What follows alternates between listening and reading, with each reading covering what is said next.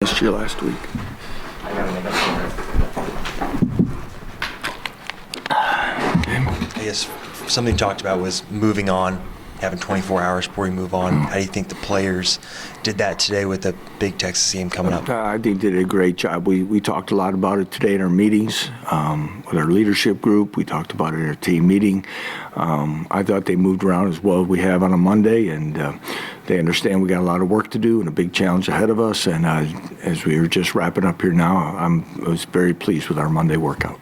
When someone mentions that 2021 game in Texas, what's the first thing that you think about? It's old news. Doesn't matter.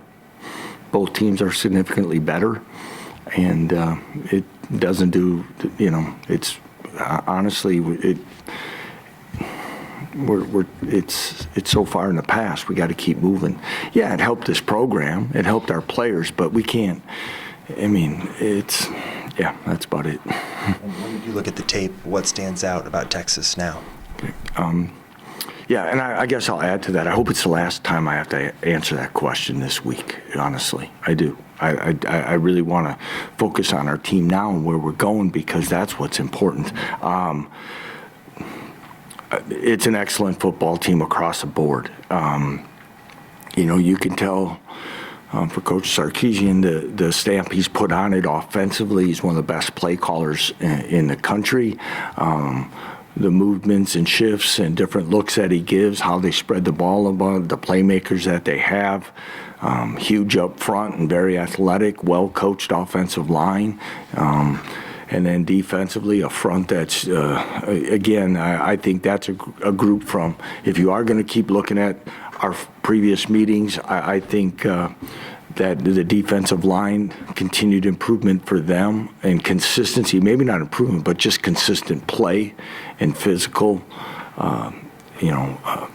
tough kids, linebackers who are extremely physical and run well. So, it's definitely to me a different team and a huge challenge for us, and one that we got to have our best week of preparation yet. You mentioned some things about Texas there, but I guess looking at yourselves, in what ways do you think you've improved since then? Well, again, I think we keep talking. I think our defensive line has continued to show improvement. Different guys have stepped up. I think Gage Keys played his best football since joining our program, and he went down in the Nevada game with an ankle, and he really bounced back, worked at it. I thought he played well. I think Devin Phillips gives us, that thick body inside we've talked about. Austin Booker continues to show up. Jeremy Robinson's been very consistent, but we're going to need more.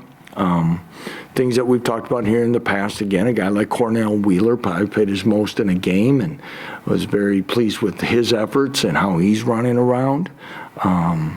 Again, the play of our secondary and wanting to be physical and making plays happen back there, all those things I think are great signs of improvement.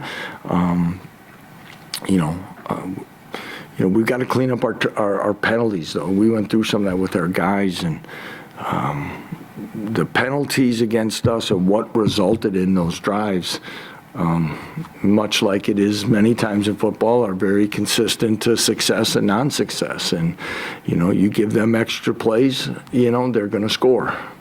You play behind the chains, you're probably going to punt. And that kind of played out. So, and we have some controllable penalties in there that we've got to get better at, especially going on the road to this environment. And just being ranked again, like you were last season in the top 25, does that mean a whole lot to you ahead of this week or no? Yeah, I would, it's not going to mean anything once the ball's kicked off, obviously, but it means a lot for this program from where it was and where it's going. But these guys have worked hard, and it's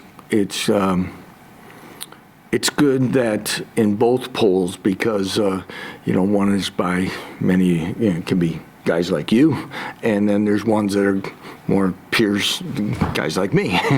And I won't tell you which one both 24, so it's probably one of the few times everybody sees it the same, right? It's for us to to get through this first third of the season in this position, and all those things, as we keep saying at this time, are things that are stacking for our program in a positive direction. But again, how I told the team again, and it starts, of course, this week, but this next third of the season is where we find out if this program takes another step. You talk about working on penalties, and it seems like they've been coming from a lot of different sources and situations. Just what does working on removing penalties actually kind of look like for you guys? Well, that's easier said than done, because I think coaches would have eliminated penalties decades ago. The movement, the false starts or the illegal motions is a discipline and timing thing that you got to work on, a concentration, and we do. And jumping, a flinch by a defensive lineman is focus and concentration on the football and not sounds. Hands to the face, that rarely is on purpose, okay?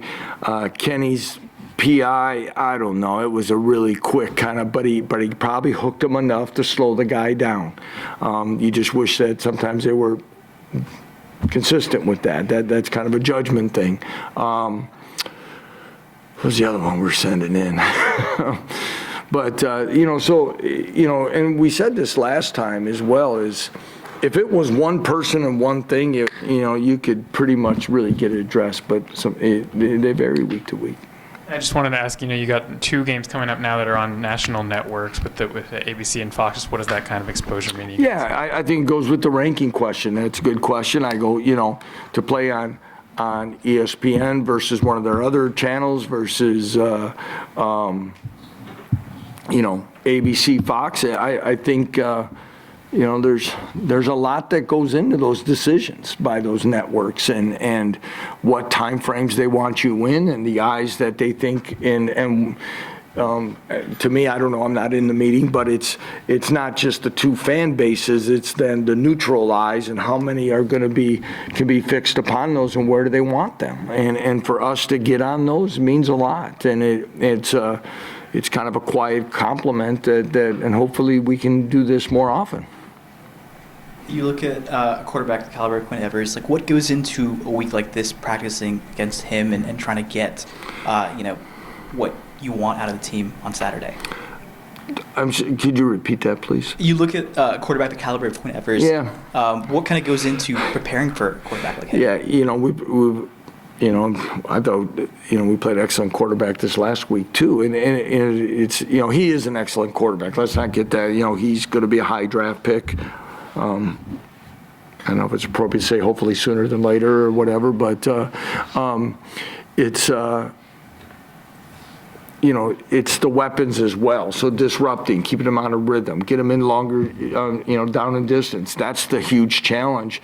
And, I think we've talked and I think we've gotten some recognition or compliments on our, the diversity of our offense and how we spread around and the personnel. Well, they do it as good as anybody as well when you look at the people that get touches and how they do it and some of the stuff they're doing off of it. So trying to keep them out of rhythm is going to be very important. And you guys are ranked one of the top teams in the country in special teams. Did you see this big of a lead coming from where you guys were last year? I wonder what statistical national ranking question I was going to get today.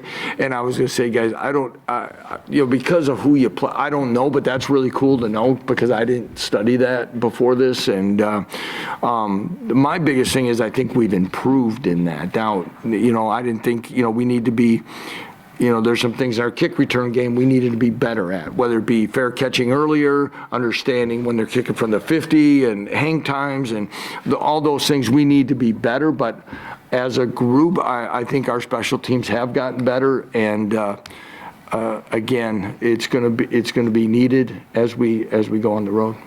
And is there any injury updates or any guys limited? Yeah, I'd say Michael Ford, didn't finish the game. He did not practice today. I'd put him in the questionable area if we're labeling that kind of stuff. That's about the best I could give you. Hopefully, Taiwan did practice. I don't know where he'll be at, but because he's practiced before and it's kind of gone that route. Those are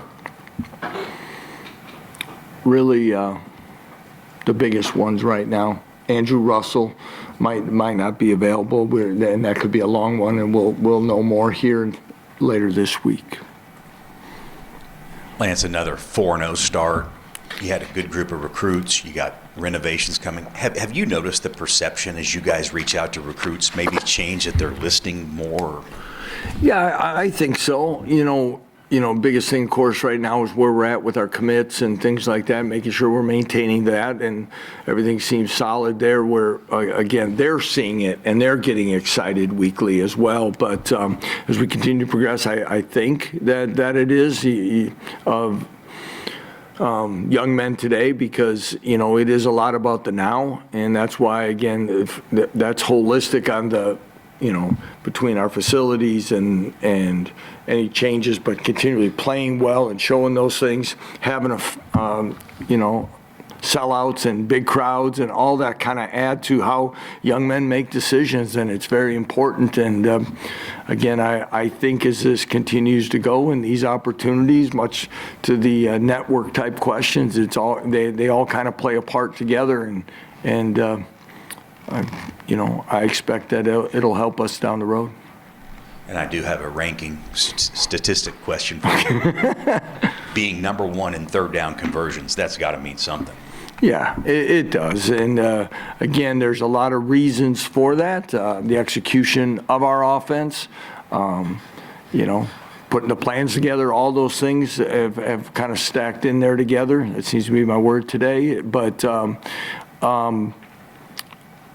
staying in the normal down and distance as much as possible as well has really helped us move along, and again, the experience of the guys on the field and working together, and that was one of the things I think we talked about after the game. Even though we were down at halftime, there was a nice presence of calmness of, hey, we're gonna get things corrected and get this thing taken care of. That I think that kind of plays part of our execution on some of those situations as well.